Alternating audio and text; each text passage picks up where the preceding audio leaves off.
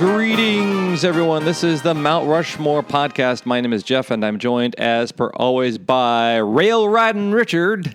Hello. And Mississippi Mud Michael. Howdy. Richard and Michael debate and deliberate the Mount Rushmore of any given topic, such as which pie is best to steal from the open window. Cooling on a windowsill. Cooling on a windowsill. Or which railroad bull is the meanest, orneriest fella in the railroad yard. And this appropriate colors of bindle stick neckerchiefs. Yes. It's red with white polka dots. Okay, that's the right answer. The topic this week they're deliberating is hobos, tramps, and bums, and Michael chose it. This is my topic for two reasons. One of the reasons is one of my choices, so I'll get into that later. But the second reason is, I guess they're both really about my son Felix, who just turned 2. He has a book which is called Richard Scarry's Best Picture Dictionary book.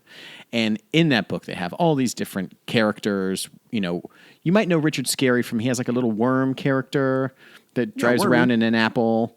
But he has all, you know. Busy Town. Busy Town, yes.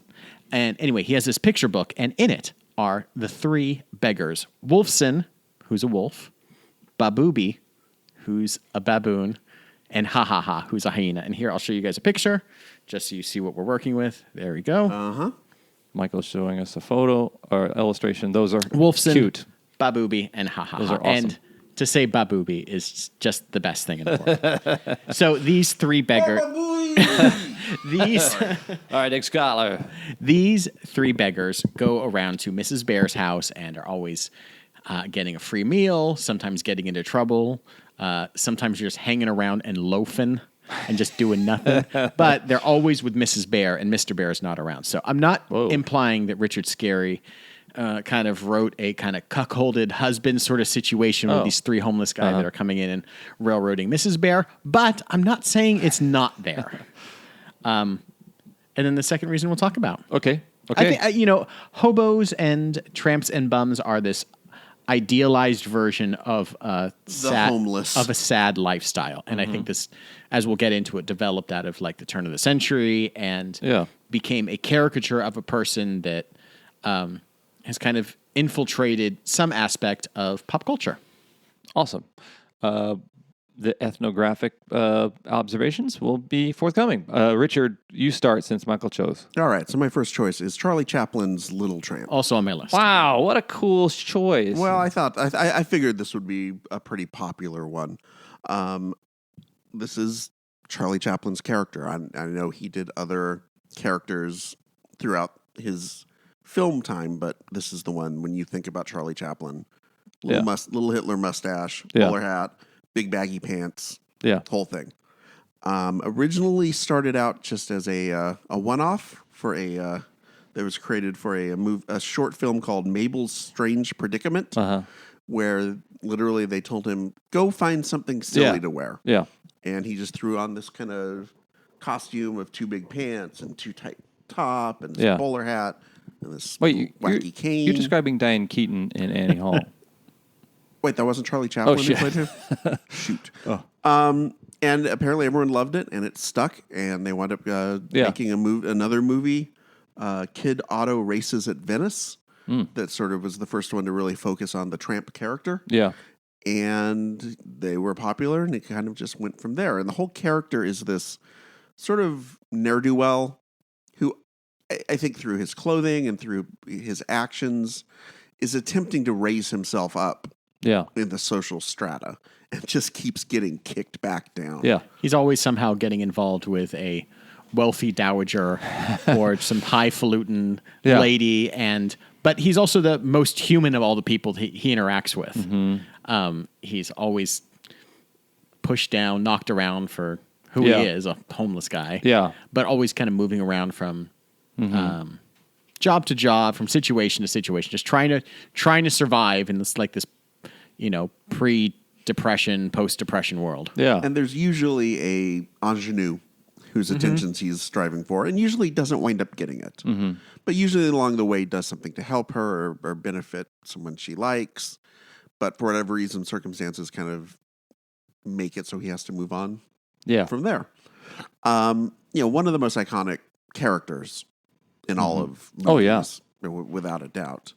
All the way through The Great Dictator, which Chaplin said, well, I wasn't really playing the little tramp in The Great Dictator, the non-Hitler Hitler. Yeah. The one who's not Hitler. Yeah.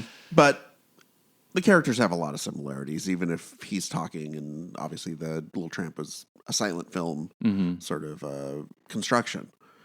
And there's a bar that my wife and I go to sometimes that will show silent films. Oh. Like instead of Sports. instead of showing sports and stuff like that. Yeah. Tell me about that bar. Which bar is that? That's the one that that's the one that I want to go to. What cable package do they subscribe to? Wow, it's only $1. This All they cable- have is Canopy. All they have is like the library. Oh, right. Yeah, the public library. Public library Yeah. films. And They it's- run out after 9. And it's great. I mean, I've because they're silent films. You don't need to have any sound on at the bar to be able to appreciate them. So I've kind of got to, through going to that bar and over the years and always seeing a lot of Charlie Chaplin films and Buster Keaton films, I've gotten to appreciate these silent films more. There was a time that Emily and I can't remember if it was right when Felix was born or right before, that we were sitting down and through the Smithsonian app, watching we would just run through a bunch of just Chaplin films from. I'm trying to think of the one where he goes north and chases around a guy dressed in a chicken suit. Oh, it wasn't The Cabin or something. It's the one with the cabin. Yeah. But I can't think of it. Yeah. But, Where they do the proto cartoon thing where he looks at somebody and they turn into food. And, yeah. Yeah. And he dances with the rolls. The rolls, and he's just delightful. Yeah. Now, I had heard a few things in regards to that character being something. So when he did The Tramp, it's not like he was the first person to portray a hobo tramp in cinema, but it's Charlie freaking Chaplin. So it's like Michelangelo wasn't the first one to sculpt in marble, but he does it with such dexterity and pathos, and he breathing the realness of life through this, just the celluloid that at that time is a hand cranked kind of film that looks sped up, even though it wasn't. But there's so much pathos and so much real emotion. You end up coming away with such empathy for this guy. His entire life is being kicked around, whether it's usually not by his own actions. Usually he, society has run him down. He's lost a job because the factory closed. I know a lot of his movies kind of feature an aspect of this modern world. Well, talk about the this postmodern world where industrialization has taken over and taken away all these people's jobs, and they're just living on the edge and just trying to get by. He was. I read this book about Chaplin. He was probably a bigger superstar than you can even imagine there being ever again. And people would figure out if he hopped on a train to go to another state or to go screening to go to New York from California, people would find out at every train station where he was and just mob. You can't imagine somebody being bigger as a celebrity than Chaplin was. Yeah. He was, I think, when the people were creating Mickey Mouse, he was one of the archetypes. It was half Errol Flynn, half the Tramp, essentially. I just ate a cashew, so this is going to sound really disgusting while I finish this. Yeah. But I was going to, actually I had been thinking about, was going to point out one of the movies that I remember watching at the bar was Kid Otto Races at Venice, his first short. And much like with Bugs Bunny, when you watch those early Bugs Bunny cartoons, Bugs Bunny's a real jerk. Yeah. Right? He's not necessarily, the later cartoons, like Elmer's trying to hunt him, or Yosemite Sam's trying to, do something, or the opera singers, Bugs Bunny destroying at him. some point is just trying to live his life, and then things come along. Yeah. Right. But in the early Bugs Bunny films, he's really just a mischievous jerk. He liked to mix it up. Yeah. And I remember watching a Kid Otto at the Venice races, and much in the same way, his character is less put upon and more sort of there to be sort of a mischievous imp. And it wasn't, I think it wasn't until they did a few of them that they really kind of nailed that pathos and that kind of humanity to the character. So I think in a kind of cockeyed That's sort of interesting. way, you can see where these two kind of I think Bugs Bunny's got a lot of parallels to the Tramp, I guess, from the way they're put together. Interesting. Yeah. Okay, Michael, what's your second choice? My second choice is I'll just go with the one that kind of inspired it. Baloo the bear. Nice. I love Baloo. We've been watching The Jungle Book nonstop for maybe 6 months to a year. Yeah. Felix, I hope it's the cartoon. just the cartoon. Okay, and the Phil Harris Yeah. voiced Baloo the bear, and my son loves him. And I love the idea that Mowgli, and we're talking about ultimately the story that, the Rudyard Kipling story, but the 1967 animated Disney Yeah. version. And in it, Mowgli meets this bear, Baloo, who's just this carefree, minding his own business, Yeah. jungle bum, as he's described by Bagheera. And his entire song to Mowgli is teach him, like, you just got to live off the land and don't worry about everyone else and don't work hard because it's going to get you nowhere. Yeah. You'll get by with the bare necessities of life and you'll be fine. Yeah. Of course, he doesn't take into account that Mowgli doesn't have sharp claws, can't really climb a tree very well. He almost kills him by getting him crushed under a rock, and he's a Yeah. 10-year-old boy. Yeah. But to Baloo, it's just like, hey, that's part of life, Yeah. and you just deal with it. Yeah. I feel like you could have just said Phil Harris character from 60s. Yeah, from Disney anything. movie. It could have been Aristocats. The Aristocats. Yeah, whether he was Thomas O'Malley Yeah. or I guess he also played kind of a homeless type person as a bear in Robin Hood, Little John. Yeah. It's not like they lived in luxury there too. Yeah. But the carefreeness, I Yeah. think, really captured an essence of what hobos, tramps, and bums kind of put out there. Is like they're living off the grid. Yeah. They don't follow the man's rules. He's out there just doing what he's going to do and singing his song. And then, of course, he just, gets into trouble. How does a fantasy come from that? In which, like, Baloo and the Tramp, they're ultimately fantasies of individuals who are wage slaves who think, wouldn't it be great to not have to clock Answer in, to anyone. answer to anybody? Yeah. But isn't the reason why we end up going back to work on Monday morning because we know that's Well, not if you effing want to true? be part of society, it is a fantasy. Yeah. And I don't think one can really pull it off successfully living as part of society unless you've done something within society. Like, if you are the type of person who has enough money to buy a plot of land out in the middle of Oregon and you want to live off your land, at some point you would have had to have inherited the land or had enough money to buy the land and to sustain yourself or whatever. That's a doable fantasy that relies of you having been a part of society at some point. For this caricature of a hobo, tramp, and bum that's riding the rails and just going from town to town and sustaining and doing what you can to get by. Yeah. I guess to a certain person, it's idealized and you don't want to. There's an anti-authoritarianism that's built in there. It's the libertarian dream of just like, I just do what I want. I don't pay taxes. I am me, and that's all I need to be. I don't need to be part of society. So Yeah. Suck This, it. to overanalyze it, which is my MO, I think of Jungle Book as being a Rudyard Kipling. They seem like the products of colonialization. Europeans coming to these untouched native areas and finding these people who just live off the land and depicting them in literature in some way as these carefree, natural people who just pluck the fruit from the trees, they catch the fish from the stream, and have no cares that we idiots in industrialized, westernized world have. there's a character who's Colonel Hati, who is like the native Indian elephant, who's gone. It sounds like it should have a whistle. He's bought into what the Brits have sold him. Oh, okay. They sold him the entire ball of yarn of being like, oh, he served in the Maharaja's Pakistan Brigade. Yeah. He's the native that has bought into the imperialist society. Yeah. Baloo doesn't. No. No. He's as cool as you can get. I mean, he's teamed up with. It's a very odd couple-y. Yeah. Bagheera is stuffy and wants to go by the laws of the jungle and get Mowgli out of the jungle to the man village and where he will be safe. And Baloo's like, hey, man, I'm doing okay. Why can't this kid? Yeah. So It seems like every naif in Disney has these two voices. There's the Jiminy Cricket, and then there's the seducer. There's that person coming come to Honest John Neverland. comes out, Yeah. We watched Pinocchio recently. Did you really? All of this stuff is just like you start. Pinocchio is a weird movie to watch. Oh, yeah. It is strange.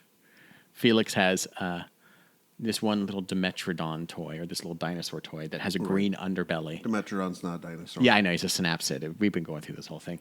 And he, we're like, what's his name? And he says, Pinocchio. And we're like, why is it Pinocchio? He says, because he's green. Because of this one scene when Pinocchio inhales a cigar and turns green. And so my 2-year-old kid has decided that this character is now Pinocchio because he turns green. Like, wow. And it's wild to like watch your kids develop that thought process, and you're like, you are thinking on another plane of existence that I just don't understand yet. Has your 2-year-old realized that the bad guys actually don't get their comeuppance in the movie? In Pinocchio? Yeah. Like Honest John and whatever the name of the guy who runs the Pleasure Island. What's the main? I can't remember his name. Bigger bad guy? Yeah. But Pinocchio escapes, but all the rest of the kids... Stromboli. Yeah. All the rest of the kids are stuck there being turned into donkeys. He doesn't come back to rescue them. I would like to know, we're on a Pinocchio tangent, what the cash flow, how much did it cost to make Pleasure Island, and those donkeys, those kids destroy the place. Oh. Then they turn around, turn them into donkeys and sell them. How much was a donkey worth in 1500s, Yeah. Oh, Michael, 1700s Italy? There's a YouTube channel called Film Theories. And and my son Simon has now become obsessed with these. And he basically spends like 10, 15 minutes doing all this research about like trying to debunk what things would be in real life. Oh. And we watched this weekend. Oh, great. He does an This is great. episode on the economics of Pleasure Island and how much it would cost to rebuild it and how much they would get per donkey. And really, it's all capital costs. like the actual carousel and the roller coaster, those can be replaced relatively inexpensively compared to what he's earning for thousands of kids on Pleasure Island. Okay. Being turned into donkeys and what you could sell a donkey for each. The biggest issue is the actual just building the island in the first place. Okay. So if you and your son can look up the monetary situation in the world of Harry Potter, I know that last week we talked about the invisibility cloak in Harry Potter, but Ollivander's wands are remarkably cheap for how much the contents of them are to produce. Like to buy like a dragon's scale or a phoenix unicorn hair, like those are like $9 a galleon. And then he turns around and sells them for $7 or something. Like it's ridiculous. Oh. So he's losing money. Oh. And if these are wizards that buy one wand per their lifetime for the most part, maybe you get two. Mm-hmm. Ollivander should be going out of business. I assumed that probably Hogwarts is underwriting part of the costs. Oh, okay. That's just my assumption. Well, see if there's a crazy YouTube video that debunks the money. I will look Especially that up. since you guys just finished reading the books. Yeah, that'll be great. Let's tear this kid's imagination and world apart. Richard, your second choice is what? All right, so my second choice is Weary Willie, otherwise known as AKA as played by Emmett Kelly. Yeah. Also on my list. Oh, really? Yeah. Whoa. Whoa. So Emmett Kelly, if you were to picture the sad clown, the hobo clown, Yeah. that's Weary Willie. Yeah. Was originally created, Jeff, by Emmett Kelly as an advertising logo in the 1920s in Kansas City. Is it true? Yeah. Wow. He's a Kansas City guy, much like yourself. Wow. Or Kansas City adjacent, I guess. Yeah. Born in Kansas. Right on. Yeah. And he actually had started off, had kind of gotten into, when he first got into the clowning world, I don't know what you call that. Professional clowning. Yeah. I think it's the dark cinematic clown universe. Right. Is what we'd call it now. This is what he wanted to, he kind of wanted to play this character, and the owners of circuses were like, this is way too depressing. No, we want wacky clowns, with the white face and, They fall down and make clowns of themselves. Yeah. Yeah, and tumble out of a clown car, Yeah. that kind of stuff. The Dumbo clowns. Sure. Yeah. And that wasn't what Weary Willie was. And it wasn't until the onset of the Depression when hobos kind of became, just part of the culture. You just saw hobos out there on the street every day. that ironically, that's what kind of led circus owners to say, okay, we can have a representation of this type of character. Yeah. That became a sympathetic representation of this lifestyle, and he was a very sad looking clown, and you felt something for him when he got hit in the face with a pie or whatever. It wasn't just like, oh, haha, look at him. It was And actually, usually what he would do is he would come on between acts and do something like be sweeping up the floor and try to sweep up a spotlight, and then the spotlight would move, and he'd have to keep up with it. So a lot of times he was portrayed as doing a job at the circus and trying to do his best to do this, even though circumstances, kind of like with Charlie Chaplin, would lead him to fail or lead him into these comedic sort of areas. But I think it actually showed like the hobo as someone who's willing to work, but maybe necessarily hasn't been given a fair shake in life. Yeah. So it's kind of a little bit different than that idea of the hobo as someone who is just living this kind of carefree lifestyle, like you said, with, by extension, Baloo.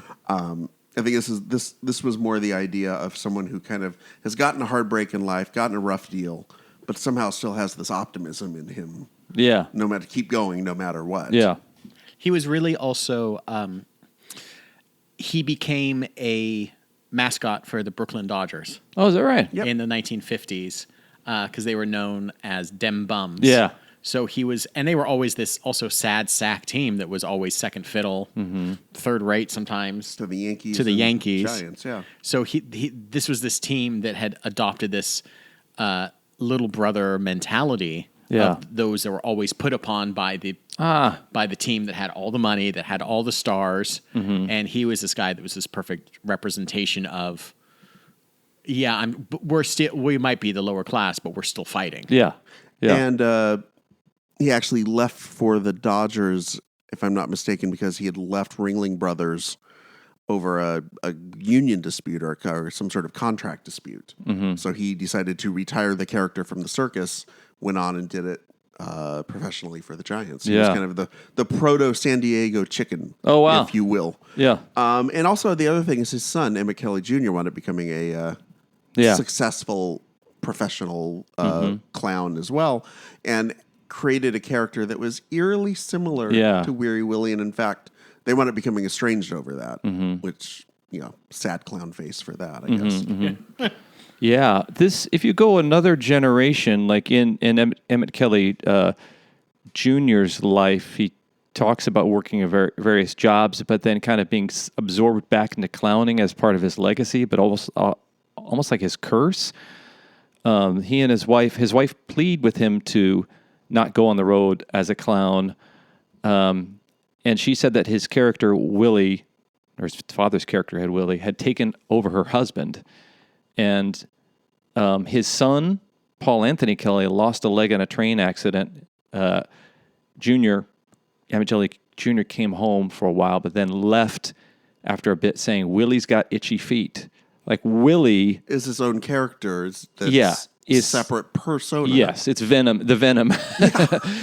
And then Paul Anthony Kelly took to clowning, as was his legacy, the grandson of Emmett only Kelly. one leg. Single leg. Kelly, who once performed circus acrobatics on an artificial leg using the name Emmett Kelly III, oh boy, went on trial for killing 2 people. And that's the greatest show on earth. Yeah. Now that's just, you're mixing that up with that plot. Yeah. Made the pleas in connection with 2 homosexually related slings in Oceanside, California, and ultimately pled guilty to first-degree murder in one death and second-degree murder in the other. So kind of went downhill for the Kelly clan. Good times. Here's a nice retro Batman reference for you. Okay. The Cesar Romero Cesar Romero Joker, when he first debuted, was wearing a Weary Willie mask, a very iconic hobo clown mask. And then the same thing happened when Heath Ledger I love that. appeared as in The Dark Knight as the Joker. That's the best. But it's just the image of him is the image that you think of the sad hobo clown. It was literally him. Yeah. I'm sure he made no money off of this. Wow. That seems more in the pocket with European clowning, where there's something a little bit garish or frightening about that face. It isn't necessarily meant to just make you laugh and be harmless looking.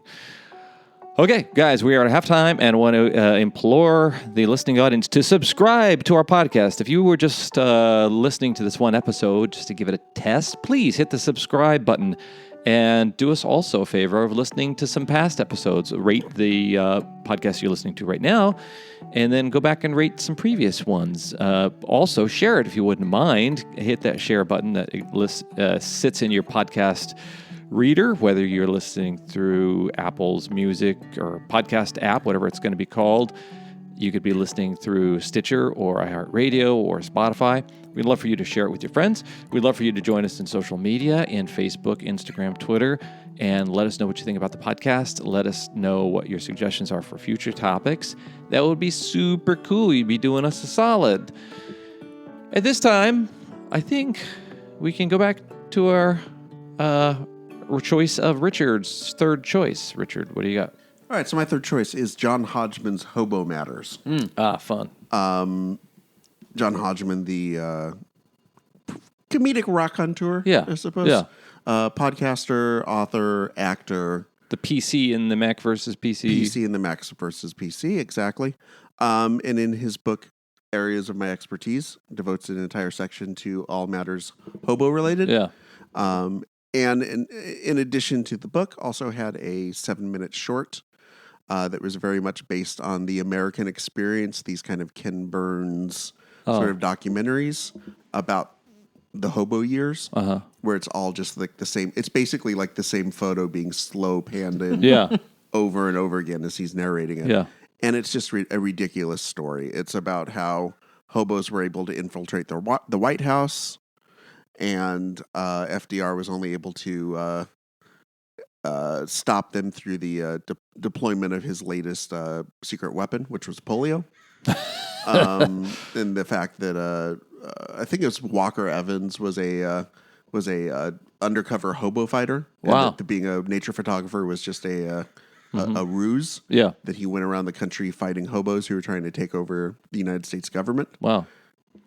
To me, it's I mean, if you think about Depression era hobos, it's very sad. Yeah. These are homeless people. Yeah.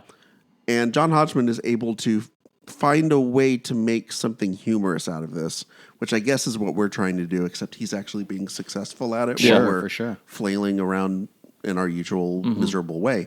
And then he also has the hobo names. Yeah. Oh, sure. His list of That's kinda hilarious. 300 hobo names, Yeah. or however many it is. Back when we were on our kickball team, the Hobo Olympians, back in 2007, I'd written to him about our kickball team that we were on together, giving him all the list of Hobo sports. our hobo sports and hobo names that we had. Yeah. Because each person on the team had to adopt a hobo name, and somehow, whatever it was, some people combined like an Olympic athlete with a hobo sort of name thing. Such But as I'd Mary- written to him, and I Mary- think I got a form email back. Such as Mary Lou Rottencrotch was one Yes. of them. I got just a simple form Form email email. back. Michael, do you remember some... the Hobo Olympians is not one of your choices, is it? It isn't, no. Okay. Do you remember some of the sports? I remember... Oh, sure. Dumpster diving, trash can lid discus, a swimming, ... in your own vomit. There's a bunch of trampoline. Nice. Also, this was the season where our friend Pat... or actually, it was Chapin, wasn't it, who stole the pie? No, it was Pat. Was it Pat? Mm-hmm. I think Chapin Oh, you was had a pie holding on the third pie. base, right? Yeah, we decided that one of the things you could do is steal the pie that was cooling on the windowsill. Yeah. That was the third base coach had. Yeah. And I believe it was our friend Chapin, who's former guest on the show, who was holding it as third base ump, and Pat rounds third, grabs the pie. Somehow the pie, I seem to remember he almost slipped on the pie because he dropped it. It was just a giant mess, and the other team was trying to say that you can't have a pie on the field. And we were like, we're dressed up as hobos. Oh, yeah. Olympians. Like, we're just fucking around here. So I mentioned this team because this, as Michael pointed out, this was all around the same time of areas of my expertise. And all things hobo and hobo matters. Mm-hmm. And there's because there is something ridiculous about the hobo lifestyle and all of these hobo symbols and the hobo names. Yeah. There is something inherently colorful, fantastical about yeah. it. Yeah. I pulled up the list of sporting events. I found it, of course. Shopping cart, bobsled, fencing, which is selling something you stole, freestyle loafing, chug of war, 100-yard dash while carrying a cooling pie from a windowsill, bindle javelin, booze relay, 100-yard mooch, bindle stick pole vault, kickball. Oh, yeah. Take a shot put. It's all involved drinking. It kind of tells you where our heads were back in 2000. Synchronized squatting, boxcar boxing, a.k.a. bum fights. Little things. We'll post that on our social media. Is there anything completely like we talk about the Disney and how there is one film that they don't put out on home video, Song of the South? Song of the South, in which it depicts the happy lives of formerly, I think they're formerly enslaved individuals. Sharecroppers. Sharecroppers. Let's be generous and say sharecroppers. And depicting a state of an individual who didn't choose that level of poverty, has a lot of labor and a lot of hard work and not that much result on that effort. And they have them singing and having a great time and very happy in their lot. Is that unfair to do to to the hobos? To the hobos. That's what I wonder. Bums sounds like even more cut to the bone a little bit when you say right. the word bum. Hobo makes it seem like it's a lifestyle choice. Yeah. Homeless makes it seem like you're homeless. And a hobo is a nomadic individual. Am I right? Yes. Yeah. Would travel from town to town, either looking for work or someone friendly to take care of them. And I think if you search hobo etymology, it was from hoboy, so a former employee of the agriculture industry who maybe due to the depression didn't have a job anymore. So anyway, the point of this is John Hodgman, please come on our show. Yes. Okay. Cool. Okay. Michael. My last choice is, if you Google famous bums, boy howdy, does it produce the results that you should think it would produce. Also, and it's not safe for work. Okay. But it also brings up my last choice, which is Leon Ray Livingston, who is listed as America's most famous hobo. Oh, is he wow. the king of the hobos? It's basically the king of the hobos. He's not a prize fighter. His nickname was number 1 because he was riding the rails one day and he was talking to another hobo friend of his named Frenchie, because they all had nicknames. They're like, kid, you're going to get a nickname, and what you want to be in this lifestyle is you want to be number 1. Just go out there and be number 1. Yeah. And he was a guy that was born in 1872. At the age of 11, was kind of left home. He was born at the age of 11? Born at the age of 11. A you lot. got a head start. Of course you're number 1. 1872. Born in 1872, and at the age of 11, left home, basically quasi-kicked out. Not really. Yeah. Kind of just left because he was going to get a beating for acting up at school, and went on to live another 20 years of this kind of hobo lifestyle of going from town to town. And this was in this post-Civil War, pre-Depression age when Richard kind of alluded to it, where people were just moving from town to town looking for work. And the sudden expansion of railroads after the Civil War, when suddenly all these railroads weren't used for transporting troops. They weren't used for transporting weapons and goods. They were just started to open up a little bit. Yeah. And so people could look for work. And, after what happened, sometimes there's just not work after the war. You don't necessarily, I know, in World War II, you didn't come home to jobs. A lot of them were taken up again. So this guy himself was one of those people who would travel around, but then he did something else, which he started writing about his lifestyle. Oh. And he started writing a more kind of fantastic take on it. He kind of helped popularize not hobo codes. He didn't invent them, but he wrote about them and kind of talked about what the scratch marks meant that kind of deepened the mythology of like this hobo lifestyle.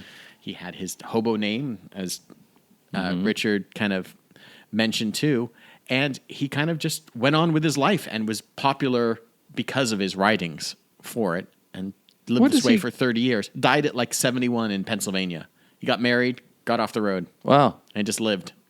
Does he show up to the hobo, like, editor to hand in his hobo writing? Well, it's all in hobo code, so you had to get someone to. So we had a second job just deciphering the hobo code. You actually needed a cartographer, not an editor. Okay. But he's just a very interesting, Yeah. like a public homeless man. Was he the real deal, or was he like Poor Richard, like a nom de plume of a legit dude? Apparently real. Oh, wow. That's interesting. Famous, Okay. Famous bum. Let's- Also, Kim Kardashian has a famous bum, too. If you search famous... Only if you're in the UK, do not search that. What a fun topic. Richard has one more. Oh, that's what I thought. I was wondering where... we got switched. Okay, because of blah. Okay. You can find his signature of like the A number 1 kind of scratched around America under bridges and all around. People are still discovering him to this Wow. day. So if you see like this old timey looking A dash number 1, it might be That's this guy amazing. that lived 150 years ago. I love it. Wrap it up. All right, so one of our favorite movies, I'm sure, around here and elsewhere with our listeners would be Pulp Fiction. And at one point, Jules, as played by Samuel L. Jackson, says he's going to go wander the earth like Kane from Kung yeah. Fu. Yeah. And of course, what does Vinny Vega say? That makes you a bum. So Kane from Kung Fu. Oh, right. I think there was something happening in the 1970s Yeah. where there was this like whole genre of drifters Yeah. or loners or tramps or whatever you want to call them Mm-hmm. who would go from town to town, get themselves involved in whatever the local, drama is. Yeah. Find a way. Robert Bruce Banner as the Incredible Hulk, same thing. Yes, exactly. No, this is a little bit earlier, but The Fugitive would be another one. And then, wind up through force or otherwise solving the problem. Yeah. And then having to move on to the next town. Yeah. And this has a lot to do. I mean, I think this character feels like a throwback to a lot of Western characters. Yeah. We'd have like the man with no name, or another drifter kind of high plane, high plains drifter. Is that what it is? These characters who would come in, Yeah. get involved in some sort of whatever the feud is in the old West town, and then Shane, come Yeah. back. That kind Jack of thing. Reacher, the whatever that Tom Cruise flick. I actually- he kind of has that same sort of vibe. I actually had him provisionally on my list and took it off because fuck Tom Cruise. Oh, all right. Also because Jack Reacher is supposed to be like 6'4". I think Justin Bieber is going to take care of that for Yeah, us, right? so- yeah. Tom Cruise, please come on our podcast with John Hodgman. Please do not. Jack Reacher is supposed to be like 6'4" in the Yeah. books, so they kind of fudged that one Yeah. a little bit with him. Interesting fact: Bruce Lee actually claimed that they stole the idea for Kung Fu from him. Oh. That he had been pitching this idea of he wanted it to be a Western, of this like kind of orphan who had been trained as a Shaolin Yeah. monk and would go from place to place. And I think there's actually a show on AMC that's based off of Bruce Lee's concept. Wow. of it. Cool. And so many Carradines were in this. I forgot how many goddamn Carradines Yeah. there were, and each of them had a role in I didn't know this. that. Yeah, Keith Carradine played a young Kane, I think, at some point. John. John Carradine played his like grandfather Okay. or something like that. There was another Carradine played like a Yeah. nephew or something. Wow. Shemp Carradine, I think, was involved at some point. But I just remember watching this as a kid, and it seemed like it made that lifestyle seem cool. Yeah. Because Kane from Kung Fu was the man. Yeah. So I think I think it's a really good example of that. Whatever was happening in like the 60s and 70s, where there's maybe it was the Jack Kerouac on the road, sort of like easy Yeah. rider kind of thing happening. The But societal dropout. yeah, Yeah. But yet goes by a moral code. It seems like Billy Jack was one of those yeah, guys. exactly. Yeah. Exactly. So there's a lot of those type of characters. I think Kane was probably the most representative example of that. Oh, cool. Oh, what a great suggestion. Because that implies what it sounds like is that society might have interpreted him as a bum, although he would say he's searching. Yeah, he's searching, or he's looking for something that, he's Yeah. looking for something that he otherwise Yeah. cannot find. And that part for a culture, some cultures, this kind of journey is you're not aimless. You're on a journey. Right. And you, as part of your maturation process, is doing this thing. Plus, he kicked ass. But he kicks fucking ass. Yeah. Okay, dudes, this is pretty awesome. And so let's dole out some points. Let's say you both get Chaplin's Tramp and Weary Willie, because brilliant minds think alike. And then, since I'd never heard of him before, the most famous bum of all, Leon Ray Livingston. Wait a second. If you've never heard of him, how famous could he be? Oh, that's an interesting question. Just saying. But then history is written not in hobo code, but in regular language. So maybe So you're saying if your history books had been all symbols? In symbols, like, yeah. Okay, fair enough. Okay. Okay. And Objection withdrawn. Objection withdrawn. And then because it's so ubiquitous with the recent one, John Hodgman, Hobo Matters. So them's the choices. You can call me a tramp. You can call me a bum. You can call me a hobo. You can call me a gypsy. Call me a tramp or thief. So this has been the Mount Rushmore of hobos, tramps, and bumps. I, as always, am Tennessee Jeff Hopkins. I'm Ramblin' Richard. I'm Michael. Guys, there's a train. Hey, the 222 to New Orleans is coming, and let's run for it.